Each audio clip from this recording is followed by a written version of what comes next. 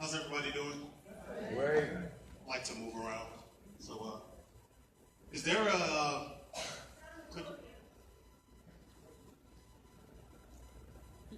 Guess I am going on the stage. I was trying to avoid that.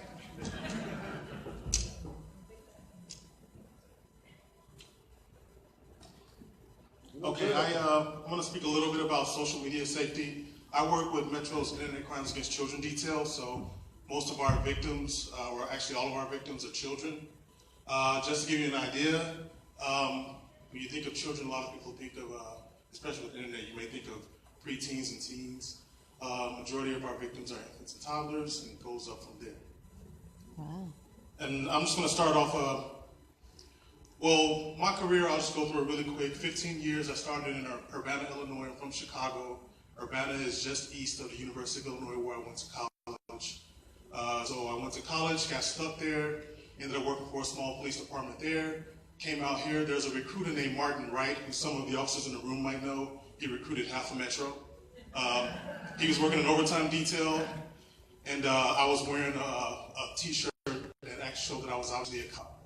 And he started talking to me. Next thing you know, I'm moving to Vegas. So I've been here almost 12 years. I've worked patrol, obviously, what's called the problem-solving unit. Then I went to the Detective Bureau into financial crimes, and I got tired of that because that's a ton of work. And then I moved to Crimes Against Youth and Family, which is now the Homicide and Sex Crimes Bureau. And I worked domestic violence really quick. And then I went to abuse and neglect, and then sex crimes. And for the last year, I've been in Internet Crimes Against Children. I just have a thing about people that hurt kids. I like to chase people that do those types of things, so that's why I'm here. And I'll talk about the internet. This is how I view the internet. On the surface, it's actually quite beautiful, a lot of information, but underneath it's kind of dark and murky. I know it's dark and murky down there because a lot of times I'm down there as a 14-year-old girl or a 12-year-old boy, and some of the things that people do to try to get me to go hang out with them or meet with them for sexual intercourse or other things is quite disgusting. And the dark and murky part is over 90% of the web. There's about 19 to 20 terabytes of the web that we know about. That's Facebook, Yahoo, Google, all of those things. But there's like 2,000 terabytes that's the deep web, and then it gets really darker where there's government services that, where the government does things down there that they don't want us to know about. And then there's what we call creepers that are down there in areas where we can't find them with an IP address and things like that, like Tor and other proxy servers. And that's why I have to go online as someone else to try to track people down. It's like that. Children aren't the only ones that are victimized on the internet. It's just something that's very prevalent. And I'll show a quick video that explains some of this. Well, if you've got a smartphone and even once posted an online picture, you need to know about a new threat. There's something. New technology can allow hackers to track down you and your kids, even from a simple email address. Mark and Elizabeth, the technology allows strangers to cherry pick from online pictures posted all over the web and then find the home, work, or even school of that person in the pic. Perfect, just like that. Ready? 1, 2. We turned down the sound a little bit. Good just girl. A little bit. We gave NBC Action News staffer Suzanne McDonald and daughter Lainey a smartphone. And a big smile towards mommy's face. Thank you. Yeah. To see just how threatening a seemingly innocent snapshot Beautiful. could be once loaded online. That's frightening. We then combed Twitter and sites like Facebook, Craigslist, and PhotoBucket, searching for locals. We found a menu of nearby children, and with the click of a mouse, their locations. That is legitimately terrifying. It's a new and frightening threat to parents. So we right-click, then we hit that data file. That's the program. And the full threat is even an unknown to many internet crime experts. Had you ever seen it go this far before? No. Officer Mark Chuddick calls the hidden threat today's biggest risk online. It's probably going to be #1 for a while. And that's where she was in that picture was taken. That's incredible. Remember Lainey? We used the technique to map her bedroom. Scary, like terrifying. We found not only Lainey's home, but located her daycare. favorite fast food shop, and right down to the specific part of the park where she plays. Especially as a parent, because the fact that you can see the exact place of it. At UMKC, computer science professor Deep Mehdi says smartphones leave a high-tech invisible trail using the same geo-tracking technology that enables the social network Foursquare and handheld map apps. Exactly like in your GPS device in the car, the way you do it, it can tell you exactly where it is. Mehdi shows how free, easily obtained browser add-ons can translate that data into maps. So exactly that spot where the picture was taken. The site ICanStalkYou.com reposts pics from unwitting Twitter users in real time, translating their photos into actual addresses and maps. The I site want to move also... on so I think we can get the point. Has anyone ever heard of EXIF data? So you take a picture and there's a longitude, latitude, your coordinates, where you are, and things like that. Now, this is dangerous, of course, to children, but how else is it dangerous? When you go on vacation, right? What do we get in the enterprise area? A lot of burglaries, right? So you're taking a picture and you're on vacation, and people know you're on vacation. They can burglarize your house, which that actually happens a lot, believe it or not. And here's an example. That guy is he's a lieutenant now, but he was my sergeant at the time. So we took his picture with an iPhone, and then we could track it to Metro headquarters where he was quite easily. And I know what a lot of people are thinking, you can remove the EXIF data because you can with some phones, right? Well, there's also Google imaging where you can put an image into Google, and does Google have an image of every single building and street in the world, basically, right? So you can put that into Google imaging and look it up, and Google can tell you where that building is sometimes, even if you remove all the EXIF data. So just be careful what you post on the web, is my point. Because it's people that, online predators are quite crafty. They have communities. I recently arrested someone that was part of 10 communities, and they trade info. And they also trade other things. We actually tracked some of his Western Union payments, and he was actually paying a guy in Tampa for a child. And we were actually able to use our task force to arrest the guy in Tampa, and we of course arrested him here in Vegas. But they have communities where they can try to outsmart you. So just try to breeze over some of this stuff. Some of this stuff is catered towards teens. Basically with teens and children, if you're paranoid like me, I mean, my daughter, she's gonna live in 1985 for the rest of her life, or for the rest of my life rather. She won't own a cell phone. She'll have a little flip phone that can dial me in 911. But basically, you have to monitor your kids online. Not that you don't trust your children, but there are people out there waiting for your kids to be online by themselves. And as we just showed you, they can track your kids to their school, follow kids from school. That happens here in the Valley. A lot, actually. They can track kids to your house. Can track them even as close as your bedroom. That happens a lot, so just be careful. And I'll breeze over some of this stuff with teens. I know I don't have much time, and I'll get to some basics.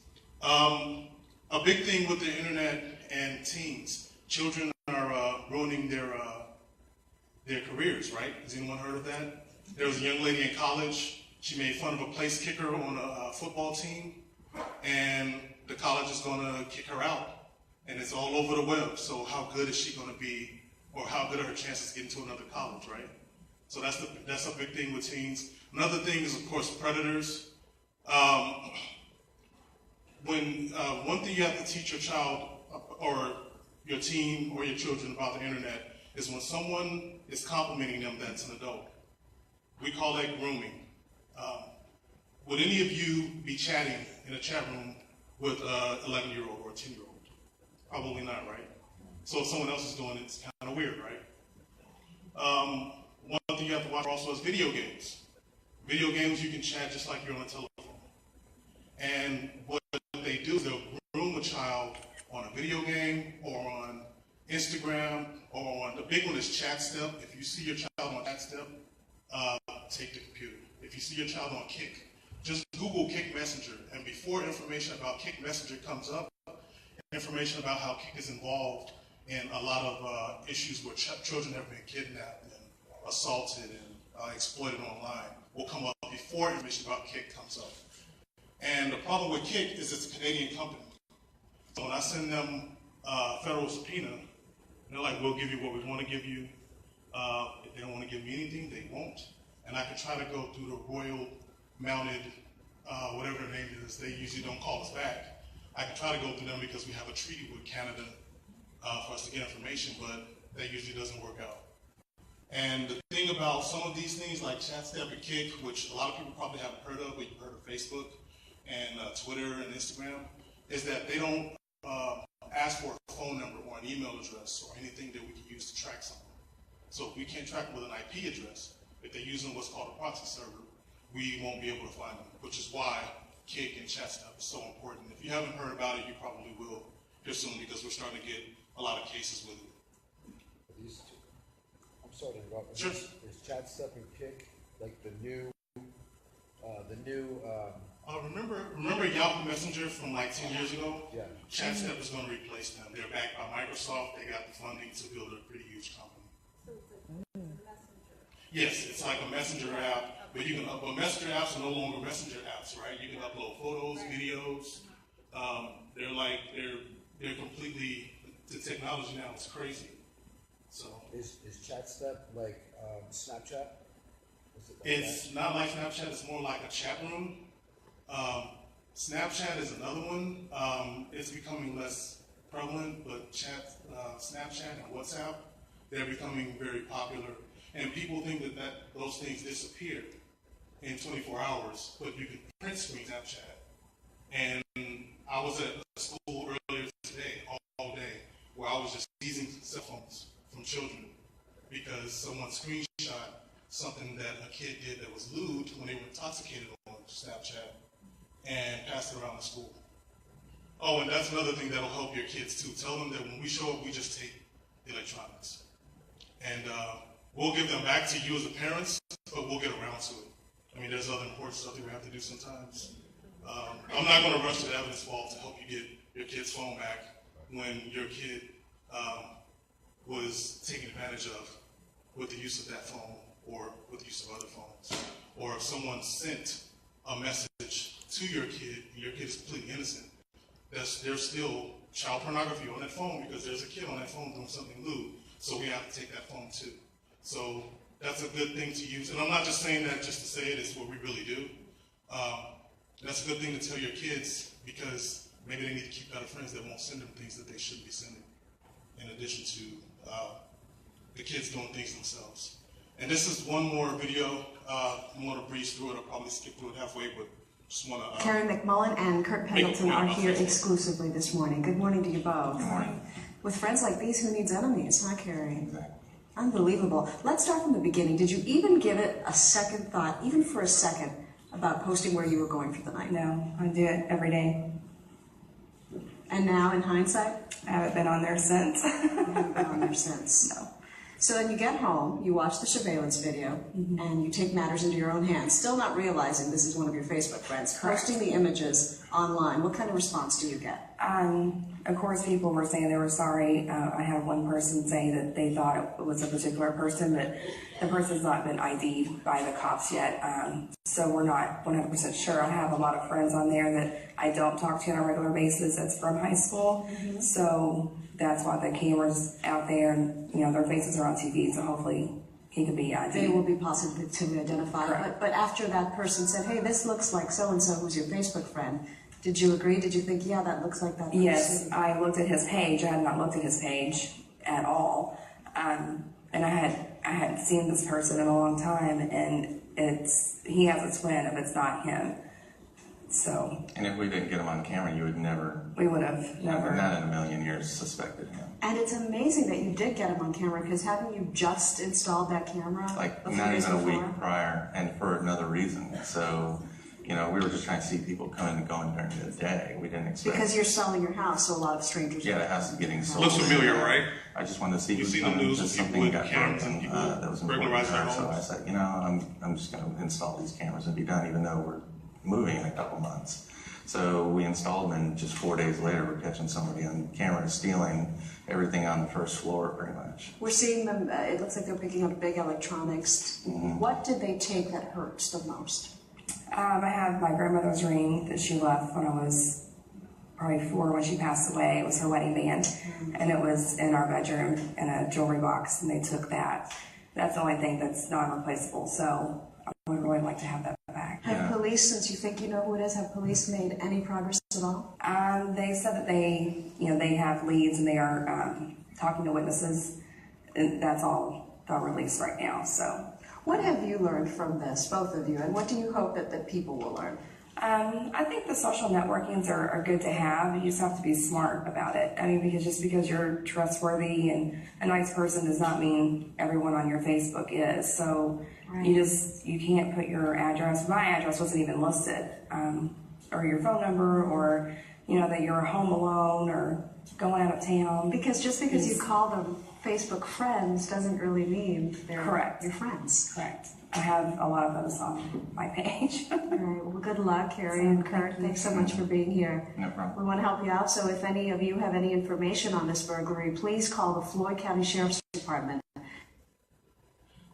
Okay, I know people want to post pictures from vacation and stuff like that. Do it when you're back home. That's when I do it. Because let's say no one knows your address. Has anyone ever heard of check-in? What's the sign that's outside, right? Check-in on Facebook. Check-in that you're here at the library right across the street from the police station. So you don't know when someone's been at your house at a get-together and they checked in at your house. So that could be on your timeline and they know exactly where you live. So when you go on vacation, a lot of great pics from, where you saw this monument or that monument or the beach or whatever, just post it afterwards. Who knows who Anthony Weiner is? Yeah, he's big into sexting. And that's something we definitely have. It's a huge problem with kids in this valley. Probably the biggest internet problem that we deal with. I mean, you can even go the route I'm going to go and give them a flip phone with no camera, or you can just make sure that you can watch your child's cell phone activity. A good thing to use, I can't actually give you the name of any applications or anything like that because I can't endorse anything, but there are actually applications that you can clone your child's phone. So when they get a text, you get a text. When they send a video, it looks like on your phone like you sent the video, so you can actually see what they're doing. And it's always something good to use. Who in here has children that has cell phones in their family? Grandchildren, nieces, nephews? Okay, I didn't get my cell phone until I was 20. So, I mean, those of us that are like my age or older, we're in a different world with this type of thing. It's hard to, I've had parents, I'll tell you about one more quick case that's actually kind of annoying with the parent. Child is on playing a video game, and his father walks by the room. He hears an adult male's voice call his son Honey. He's like, that's weird. I want to see what my son's up to. It is an adult that's flirting with his son through the video game system while they're playing a video game. So he takes the video game system. The next day he goes to work while his mom is there, his elderly mom. 2 men show up to see his son. 2 grown men show up to see his son. Of course, the mother threatens to call the cops. They leave. Come to find out that he was texting with his cell phone, texting this guy, giving him his name, his address, everything. And this is a 10-year-old child. So I did exactly what we always said that I said earlier that we do. I seized his cell phone, I seized his Xbox, I seized his laptop, I seized his tablet. This is a 10-year-old Xbox, which they cost hundreds of dollars, right? I mean, the last video game I owned was a Sega Genesis in like '94. So I don't know. But, and I thought that was expensive. Like that, I mean, I was working my job after school for like forever to get that Sega Genesis. I couldn't afford it. It'll take me 10 years to get an Xbox. But I seized all of those things. Now the mom is calling me every day asking for the cell phone back. And so I asked her why. Actually last week she said, well, he's going to school so he needs a cell phone. I was like, well, I'm sure the teachers have cell phones. They have, landlines. Why does he need his cell phone? And she just really thinks he needs his cell phone so he can call her when he's in school. And It's just a different world now. I'm not going to cover sexting in detail, but I will show this one video, and then we'll go to the end of the presentation.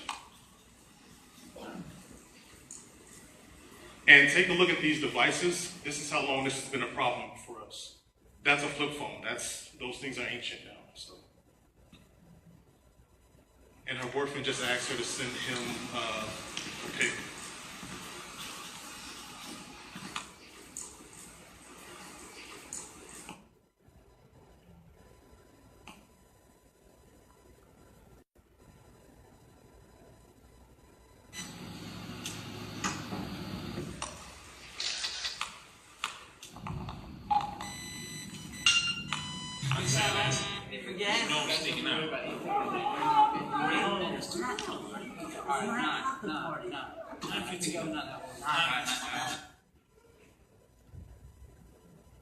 Boys will be boys, right?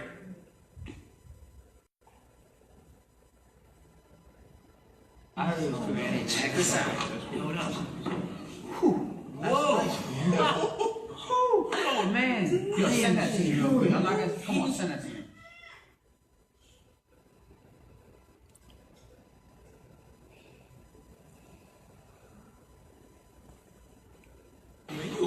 Yo, you go that full screen. Look at that, boys. Check that out, boys. I got it. I had to send this to Mark. Send that out now.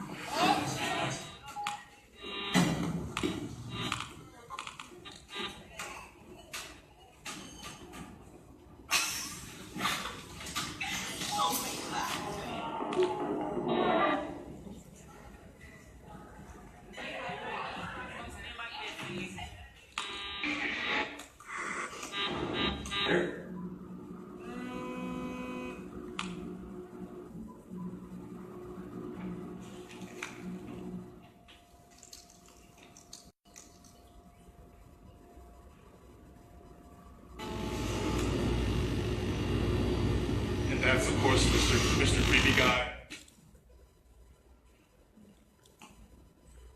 And here's the problem I have with this video. Kids are worried about their parents seeing stuff that they post online. This is what they should worry about. They should worry about their children seeing it, because they will. They should worry about their grandchildren seeing it, because they will. And this is a very big reality. Nice grandmother in the picture from like 1930 or something like that, and then you're in 2090, none of us will be here, but this is what kids will be looking at when they see a picture of their grandmother that they find us on the web. It's a reality. And this is basically telling teens to talk to their parents, to report it. Whenever you hear about cyberbullying, take it serious. It's very serious, actually. It's different than when we all were children where you get into a fight, your eye blackened or something like that, and it's over with. Cyberbullying is just rampant, and it's viral. You'll have kids all over the country knowing about you, or whatever other people are saying about you. So whenever you have someone, your child says, someone's talking about me online, tell the teacher, call us. That's what we're here for. But definitely don't just tell them to deactivate your account or forget about it.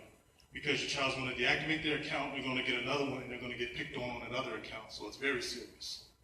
And the law is starting to catch up with it. So we can actually take some steps to do something about it. I'm going to finish up now. Back when I first came into sex crimes, I was in the same nurse's office. And the same nurse is the sex assault nurse examiner. She examines people who have been sexually assaulted.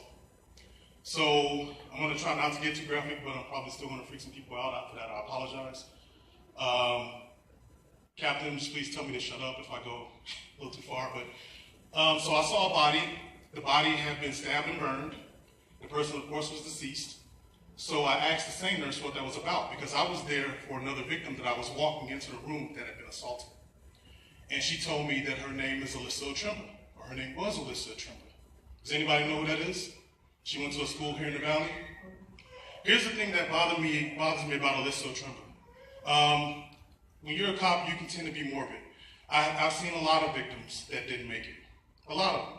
But this, like times when my mother told me, you're going to fall and crack your head. Sure enough, I'd be down on the floor with my head cracked open.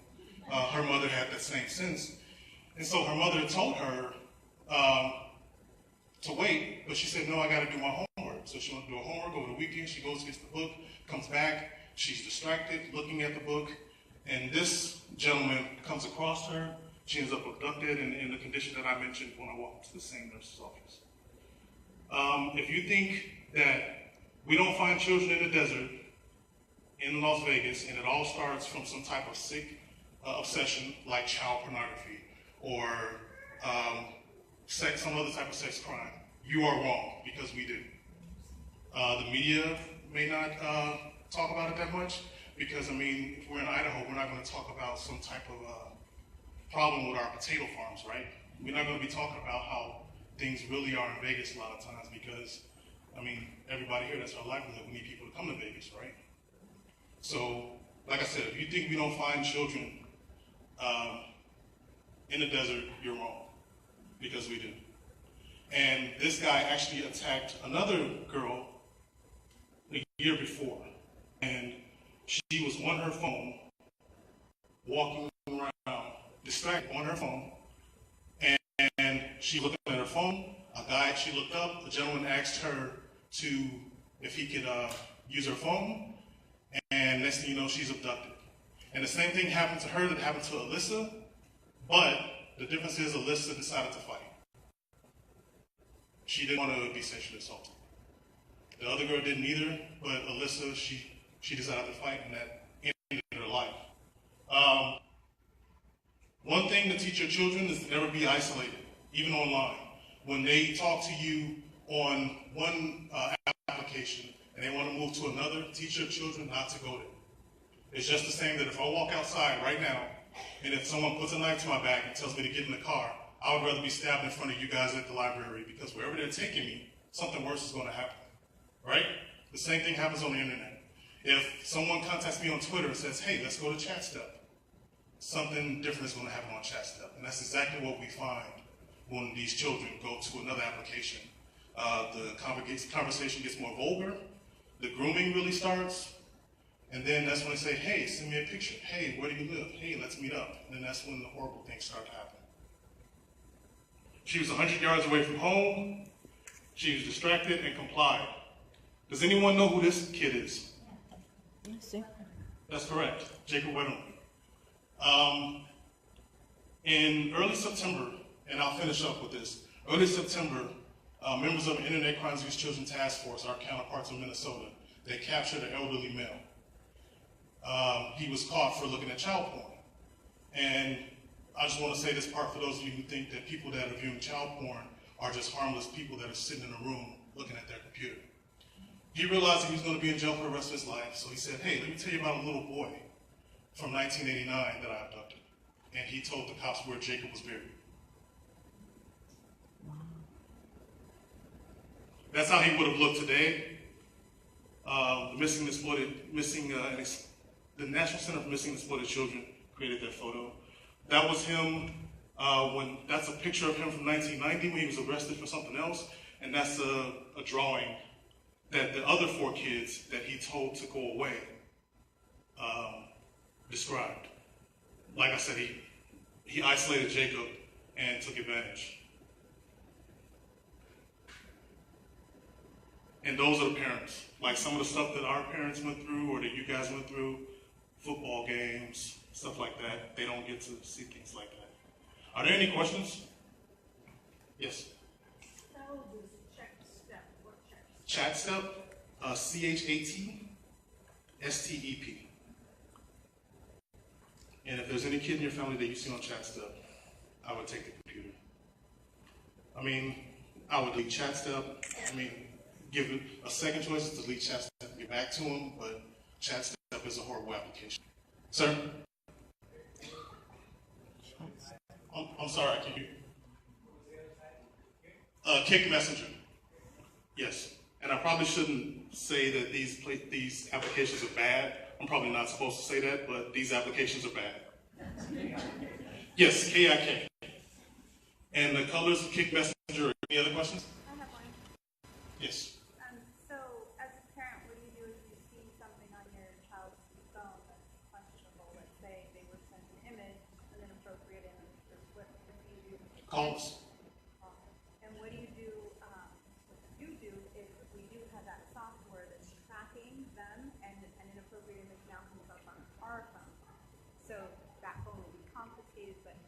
not yours.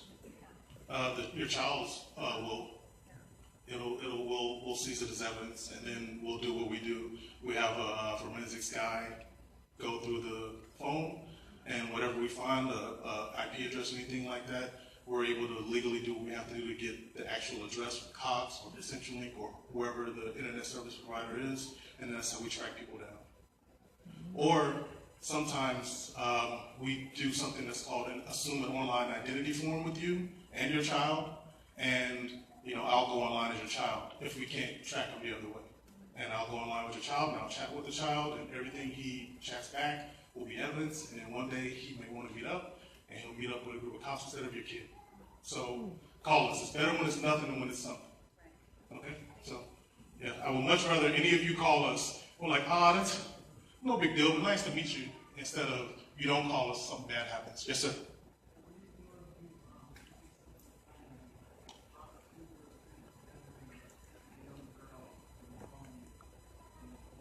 Call us. We work very well with Vice. If you think someone's passed someone over, sure. Yeah, we'll talk after